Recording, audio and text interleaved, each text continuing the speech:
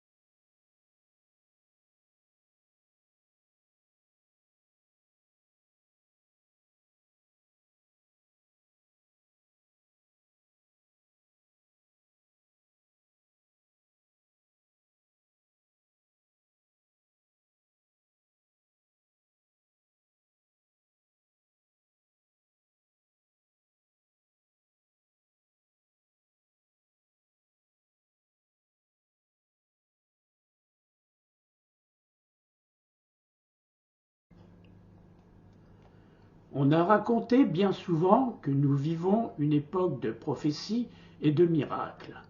Beaucoup de civilisations antiques ainsi que de nos propres traditions religieuses modernes ont indiqué que ce moment de notre histoire est un moment de grande transformation spirituelle et sociale. Les anciens appelaient cette époque la fin des temps parce qu'ils prédisaient un réveil monumental, comme si l'humanité tombée dans un profond sommeil était prête à redécouvrir quelque chose de merveilleux. Des gens de tous bords spirituels ont été soudainement hantés par un souvenir qui pensaient avoir mis de côté. Une petite voix calme leur demandant de ne pas publier une promesse faite il y a bien longtemps. Cette voix, de plus en plus intense, était tellement forte que beaucoup ont commencé à l'écouter et à changer leur façon de vivre. En 1993, une bison femelle du nom de Miracle est née à Janesville, dans le Wisconsin. Ses propriétaires étaient étonnés par cette créature car elle était aussi blanche que la neige. Mais aucun d'entre eux ne savait à quel point elle était importante. Le même jour, à des centaines de kilomètres de là, un Indien américain, dont le nom se traduit près comme celui qui cherche le bison, fit un rêve étonnant. Il vit un jeune bison, blanc, femelle, et la ferme où il était né. Il vit aussi le nom de la ville. À son réveil, il était persuadé d'avoir été témoin de l'accomplissement d'une des prophéties les plus sacrées de sa tribu. Leur croyance était que le monde passerait un jour d'une société masculine gouvernée par la concurrence et la domination à une société où régneraient les qualités féminines de compassion et d'amour. Ils avaient attendu le signal pendant des centaines d'années, un bison blanc de sexe féminin qui naîtrait et annoncerait la naissance d'un nouveau monde. Sur son passage à l'état adulte, il changerait 4 fois de couleur, symbolisant les 4 races de la planète Terre. Plus important encore, son père mourrait 3 jours après sa naissance, symbolisant ainsi la mort du patriarcat. Cette prophétie indienne ancienne n'a jamais été réalisée et quand le jeune homme et sa famille quittèrent leur maison dans le Dakota du Sud en quête de la ferme qu'il avait vue dans son rêve, il ne savait pas ce qu'il trouverait. Ils découvrirent Miracle alors qu'elle n'avait que 3 jours. La famille à qui appartenait la ferme ne se doutait pas que ce jeune animal faisait l'objet d'une légende ancienne. Pour eux, elle était albinos, ni plus ni moins. Quand celui qui cherche le bison demanda à voir le père de Miracle, on lui apprit qu'il était mort plutôt d'une rupture d'anévrisme cérébral. À ce jour, Miracle a changé de couleur 4 fois. Elle est fauve en ce moment. Les Indiens croient que le jour où elle reprendra sa couleur d'origine, la légende aura été réalisée. Le grand bouleversement de notre époque serait soudainement à portée de main. Cette histoire et bien d'autres encore montrent que nous enfantons un nouveau monde. Et comme une mère qui endure la difficulté d'un accouchement pénible, il y a des défis auxquels nous devons faire face et des obstacles que nous devons surmonter. Il est rassurant de savoir que nous ne sommes pas seuls sur ce chemin, que nous avons une aide puissante à nos côtés. En plus des légendes et prophéties, comme celle du bison blanc, il existe de nombreuses histoires dans lesquelles interviennent des anges et des guides spirituels. Elles nous permettent de surmonter les obstacles qui, souvent, jalonnent nos chemins. Elles nous aident aussi à nous libérer des chaînes qui nous paralysaient de peur. Beaucoup de gens parlent de leur rencontre avec des personnes qui paraissaient assez ordinaires au premier abord, mais qui plus tard s'avérèrent hors du commun. Faisons-nous doucement chemin vers un tournant important de l'histoire de l'humanité, une sorte de saut quantique, spirituel, et les guides se font-ils alors plus disponibles?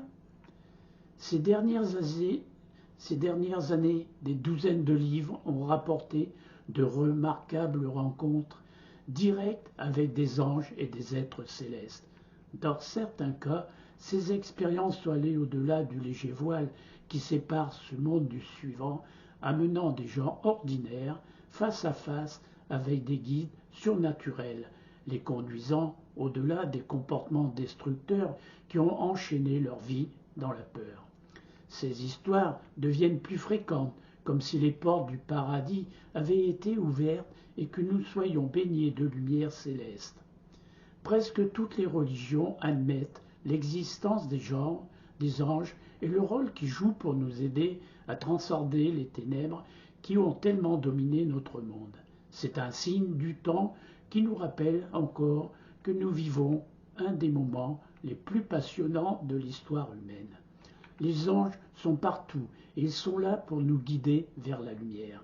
De nombreuses personnes ont rapporté des rencontres physiques avec un être au-dessus des anges. Cette femme a toujours été présente, nous guidant au-delà des obstacles que nous mettons sur notre chemin, des barrières qui nous ont empêchés de connaître l'expérience de l'amour que nous voulons tant. Souvent vue au travers de visions sacrées ou d'apparitions, notre mère a joué le rôle de guide universel, nous tenant la main pour traverser nos nuits les plus sombres et les plus désespérées. Maintenant, il y a dans son message une urgence qui n'était pas présente auparavant, comme si nous étions près de l'accomplissement de nos rêves ou de nos cauchemars, selon notre choix. Son rôle est de nous aider à sélectionner les expériences amenant à la concrétisation de l'une ou l'autre de ces possibilités. Presque toutes les traditions religieuses reconnaissent et honorent la nature féminine et compatissante de Dieu. Certains identifient cet être comme étant Tara, Kuan Yin, Sophia ou Saraswati, mais en tout bat le cœur d'une mère, une mère divine, universelle. Les chrétiens la nomment Vierge Sainte ou simplement Marie, la mère de Jésus. À travers l'histoire, des centaines et même des milliers de personnes ont raconté leur rencontre avec cette extraordinaire bienfaitrice, cet être de compassion, et pourtant leur expérience a toujours été filtrée par les croyances religieuses de leur famille et leur culture. Presque toutes les apparitions ayant pu être vérifiées portent le même message, un appel urgent à l'humanité de détourner son regard d'une préoccupation constante de soi-même et de le diriger vers Dieu et notre prochain. C'est une histoire vraie qui porte en elle-même le rythme en changeant notre époque.